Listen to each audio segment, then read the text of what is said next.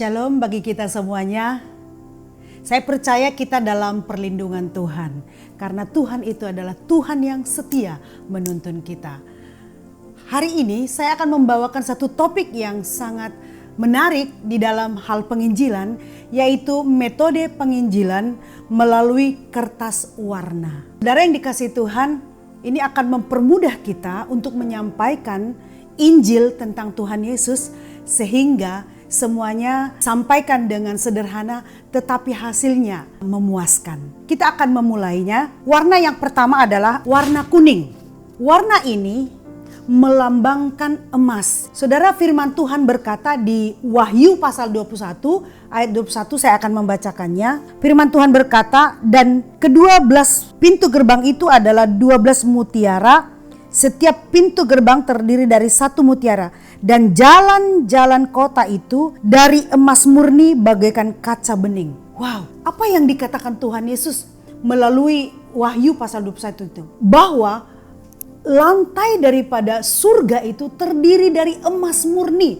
Emas murni, emas yang sangat mahal sekali. Jadi saudara yang dikasihi Tuhan, Allah lah yang merancang, mendesain semua bangunan yang ada di surga. Jadi kita tahu bahwa emas di bumi ini mahal ya. Tetapi di surga nantinya kita pijak-pijak emas. Karena seluruh jalan daripada semua surga itu terdiri dari emas.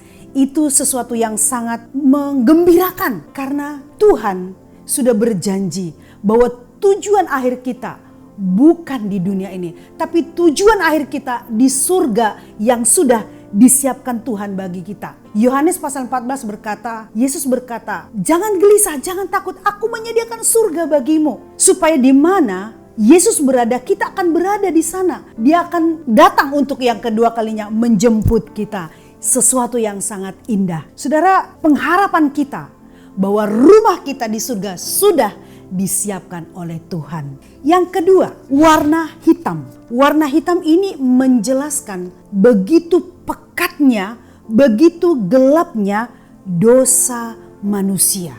Kejadian pasal 3 menjelaskan awal muasal tentang dosa. Adam dan Hawa memilih untuk tidak taat dan akhirnya mereka diusir dari Taman Eden. Dan seluruh generasi ke generasi sampai hari ini kita berada di dalam ikatan dosa. Roma 3 ayat 23 berkata, karena semua orang telah berbuat dosa dan telah kehilangan kemuliaan Allah. Di sana dikatakan karena semua orang, baik besar maupun kecil dan tua, kaya, miskin, berpendidikan atau tidak berpendidikan, semuanya sudah terikat oleh dosa.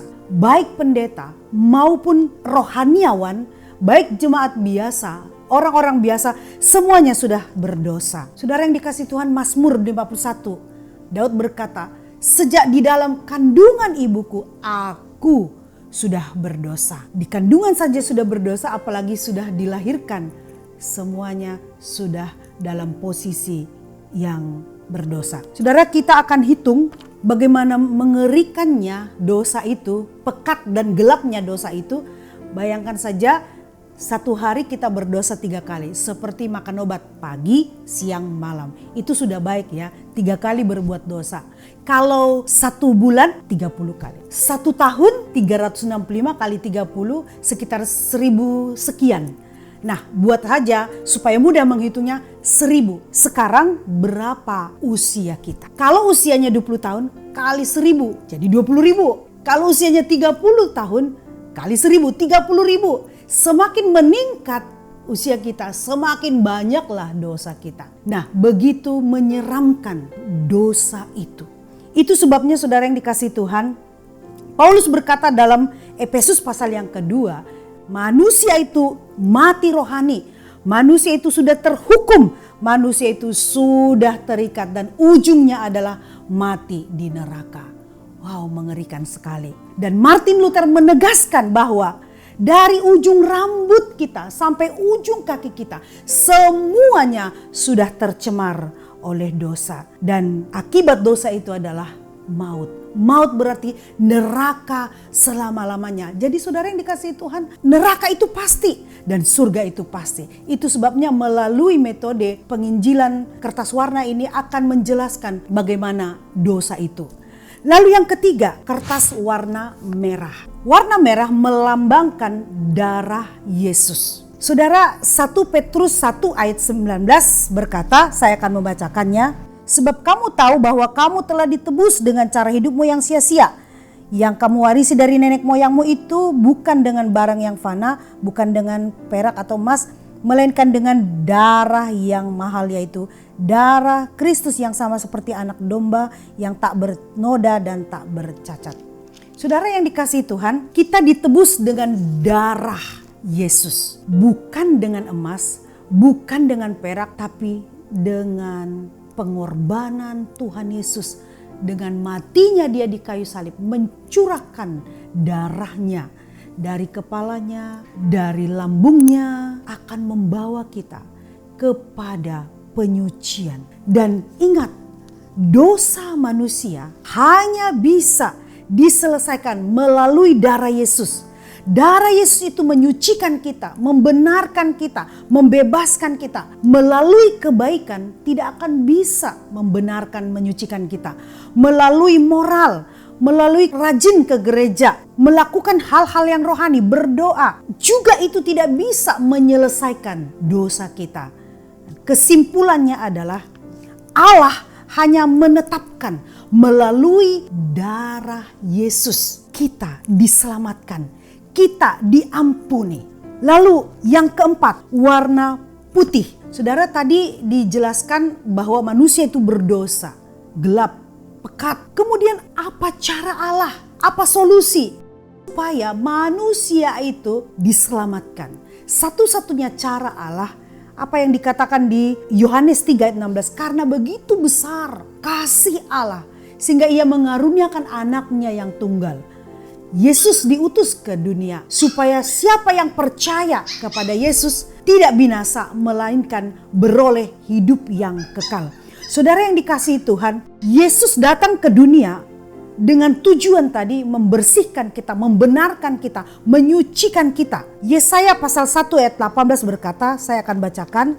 Marilah, baiklah kita berperkara firman Tuhan, sekalipun dosamu merah seperti kirmiji akan menjadi putih seperti salju. Sekalipun berwarna merah seperti kain kesumba akan menjadi putih seperti bulu domba.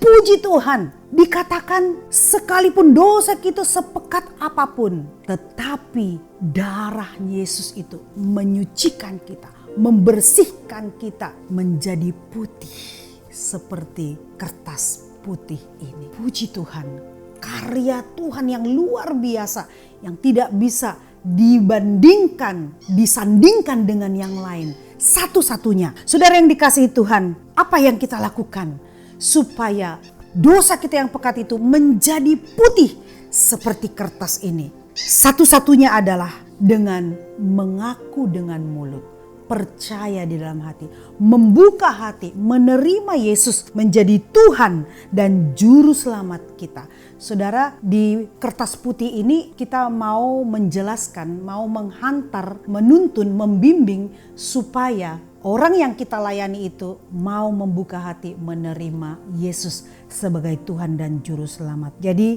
jika memungkinkan sekali langsung diajak berdoa. Yang terakhir, yang kelima. Yang kelima itu warna hijau. Saudara, tadi kita sudah menuntun teman atau orang yang kita layani itu sampai kepada menerima Yesus. Kertas yang warna hijau ini melambangkan bahwa orang yang percaya itu harus bertumbuh rohaninya. Bertumbuh rohaninya sama seperti 1 Petrus 2 ayat yang kedua, saya akan membacakannya. Dan jadilah sama seperti bayi yang baru lahir, yang selalu ingin akan air susu yang murni dan yang rohani, supaya olehnya kamu bertumbuh dan beroleh keselamatan. Nah, orang yang sudah lahir baru, sudah menerima Yesus, dia disebut bayi rohani. Kalau bayi itu makanan kebutuhannya adalah susu. Jadi orang yang baru lahir atau orang yang lahir baru, dia disebut bayi rohani dan dia butuh air susu rohani, yaitu firman Tuhan. Itu sebabnya jika seseorang sudah mau menerima Yesus, kita bimbing dia supaya yang pertama, dibimbing dia untuk membaca Alkitab melalui ibadah saat teduh setiap hari. Ya, di dalam saat teduh itu ada ucapan syukur, ada penyembahan, ada membaca Alkitab, ada berdoa supaya bertumbuhlah rohaninya. Warna hijau menunjukkan pertumbuhan rohani supaya semakin hari semakin dewasa dan akhirnya melayani Tuhan. Kita melatih juga orang yang kita layani itu untuk bersaksi juga. Itu butuh proses yang panjang. Saudara yang dikasihi Tuhan, biarlah melalui metode penginjilan warna ini kita semakin bersemangat melayani Tuhan.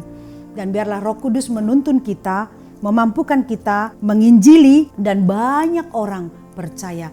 Ingat, satu orang percaya, maka berlaksa-laksa malaikat di surga bertepuk tangan. Biarlah kita memuliakan Tuhan melalui penginjilan kita. Tuhan Yesus memberkati kita. Shalom.